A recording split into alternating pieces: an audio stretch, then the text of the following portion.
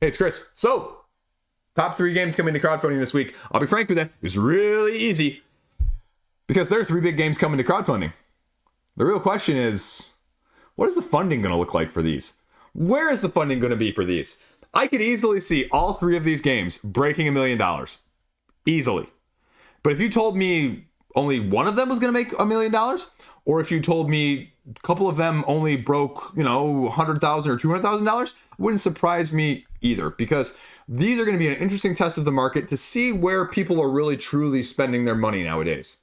Because we have everything across the freaking board with this.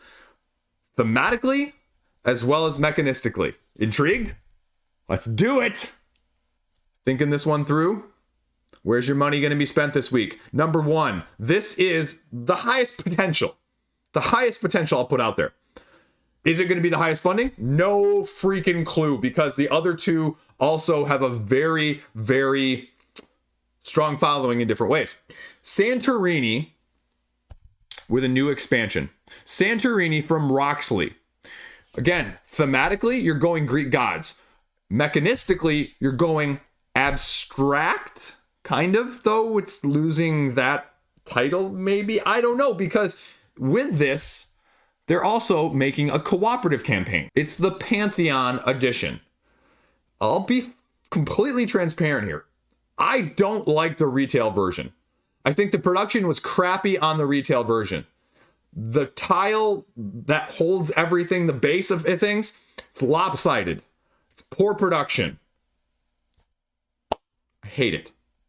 My wife is not a big fan of Santorini. I think it's a horribly clever game, and I like it, and that's why it hasn't left my collection yet, despite her disdain for it. And I say disdain, folks. When I say that, I mean she won't play it with me. It is one of the games that she actively says, I will not play that with you.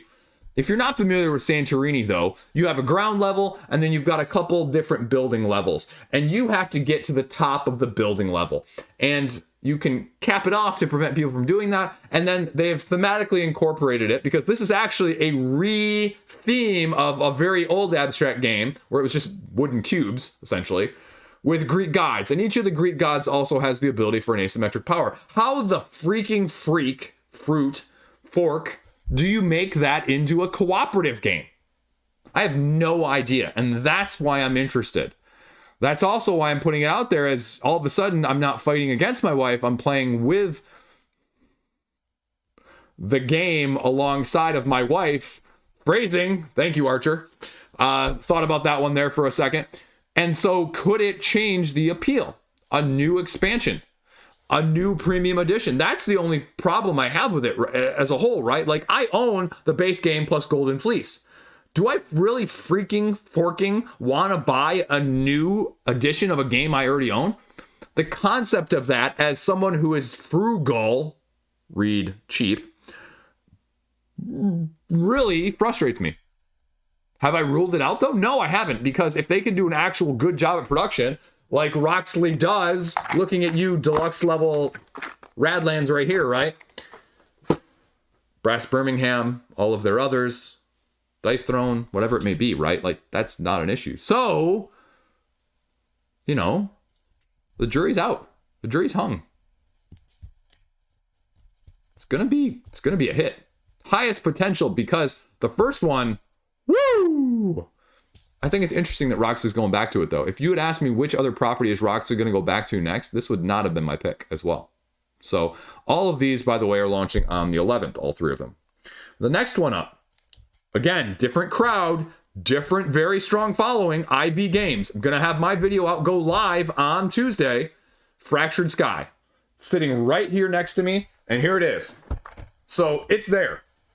They've got some surprises. I can't tell you about them. I'm not supposed to.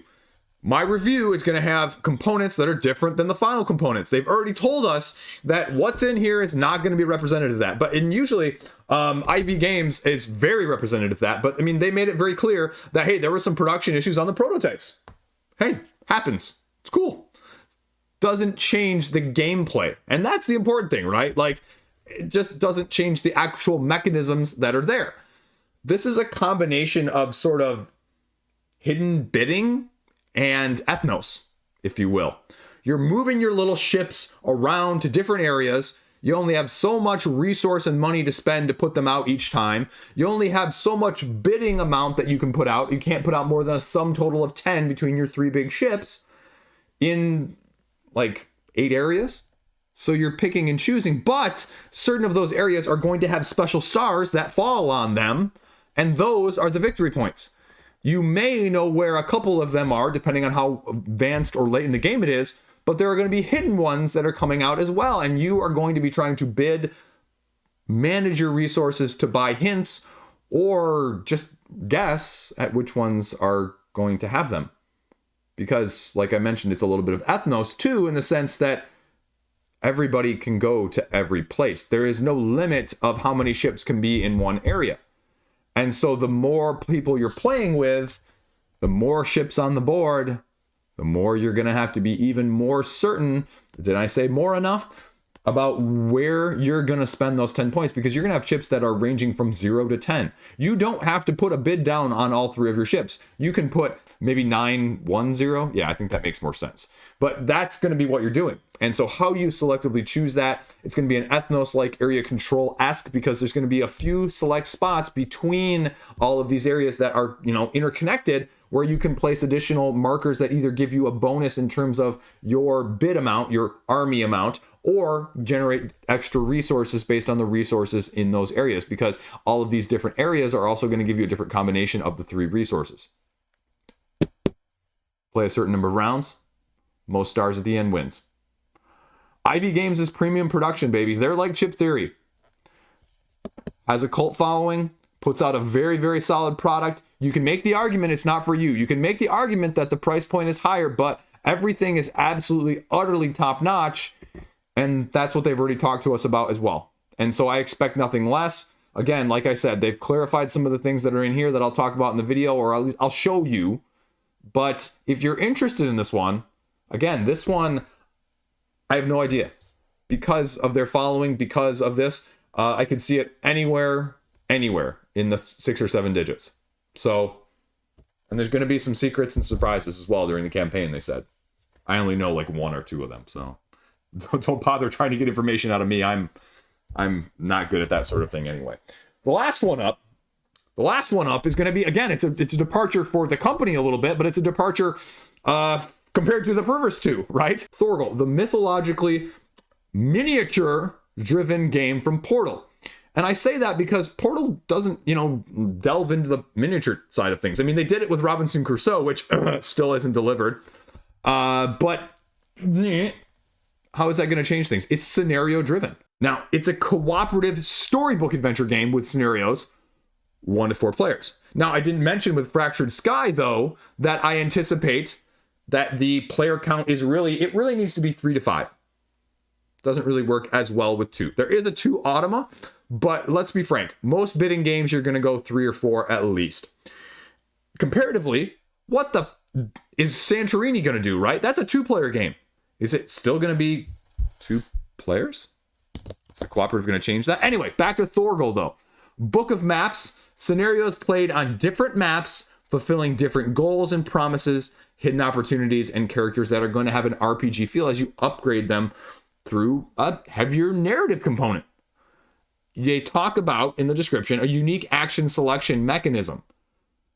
You are going to have powers that are going to be taken differently depending on who you are and how you've upgraded them. If you go over to the GameFound page or you go over to the Board Game Geek page, you can find out that they have been putting out a lot of updates individually talking about some of these mechanisms, including the rulebook.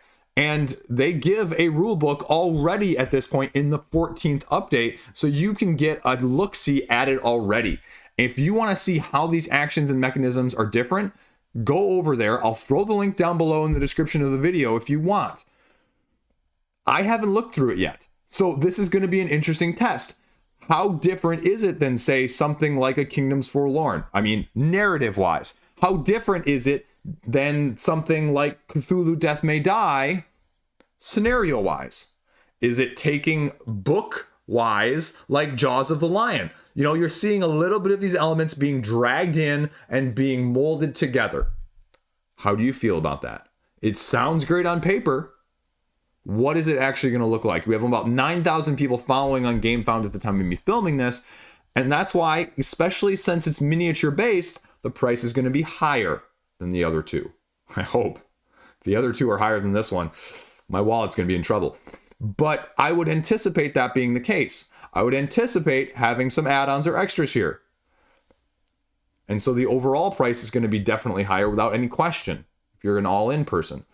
That's why I could see this one, if the miniature heavy junkie crowd goes after this, with the most money out of the three of these.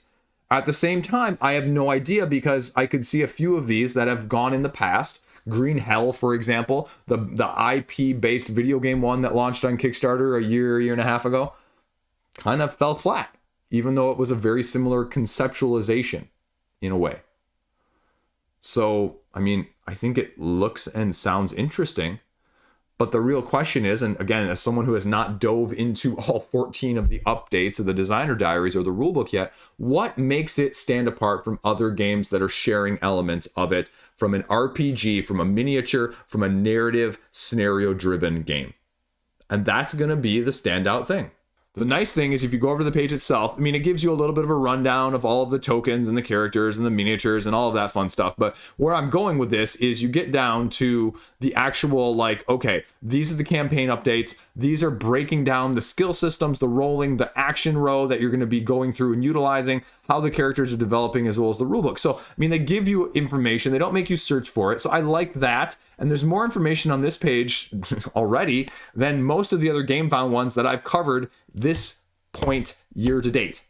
And so I like that. I'm expecting that you're going to have a lot of the biggest names on all three of these pages. I just expect it. I'm happy to be on one of them. You know, I would have loved to cover Santorini too, but if you're giving me my choice, it probably would have been Fractured Sky, Santorini, and then Thorgal. But anyway, side note there. So those are the big three right now, by far and away. I don't know of much else even launching this week. And frankly speaking, if you were thinking of launching this week, switch months, because next week isn't going to be any better. And the following week after that isn't going to be any easier either. It's only slightly given a reprieve because Frosthaven, if you weren't aware, got moved now to June with the reprint and the RPG. But you have Endeavor as well as Guards of Atlantis launching at the end of the month. And between now and then, you have the deluxe Teotihuacan, as well as Weirdwood Manor. And of all of those right now, Guards of Atlantis 2 and Weirdwood Manor are by far and away the most interesting of the following 2 weeks for me as well. But we'll talk about those more in depth when we get a little closer. Although Endeavor's up there too. Okay, all three of those.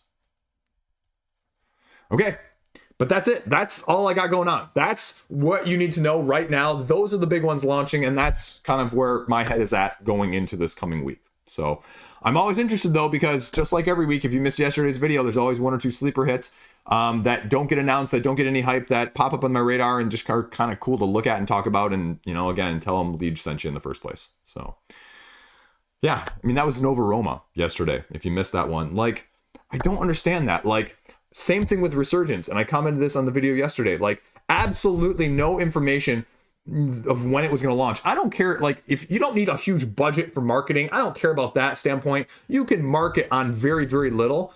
But if I can't even search the forums, search your personal website, search your Twitter, Facebook, whatever it may be, and I can't find the date a week in advance of your campaign, like it doesn't matter how big you are. Well, it does matter how big you are. If you're not one of the big giants, you got to have a little bit of that information out. And I think Nova Roma started slow just because of that.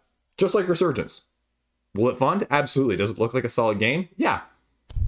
So, just, get the word out there a little sooner. And that's true with every product. I'm just picking on them just because it happened yesterday. But apart from that, just tell people about your stuff. People want to hear about stuff. I love talking about stuff. I forking love talking about board games. So that's why I do it all the freaking time. News video as well this coming week. Bunch of reviews. You guys are awesome. Patrons are getting a sneak peek this weekend about what's coming up next week. So if you want to know what else I have in the queue, I'll probably give them a link to one or two of them so they can check it out and let me know how they feel about it. Just putting that out there. That's all I got. Freaking got. Subscribe! Get me to 10K. Tell your friends. Gonna go watch some Netflix here. I'm watching, was it Copycat Killer? It's a foreign subtitled one on Netflix. Pretty decent so far. Not really sure where they're gonna go in the last 3 or 4 episodes though, so I'm intrigued, interested. So, quality of new streaming shows this month is a lot better than March. March was piss poor streaming shows. This month, much better so far, even though it's already like a weekend. If you wanted me to talk about TV more in this video next week, let me know. Otherwise, I know you guys get bored at this point anyway, so. Peace out. Stay classy. Have a great freaking fantastic weekend. I need to go play Crown of Ash, Earth, and the new Evolution game. Peace out. See you around.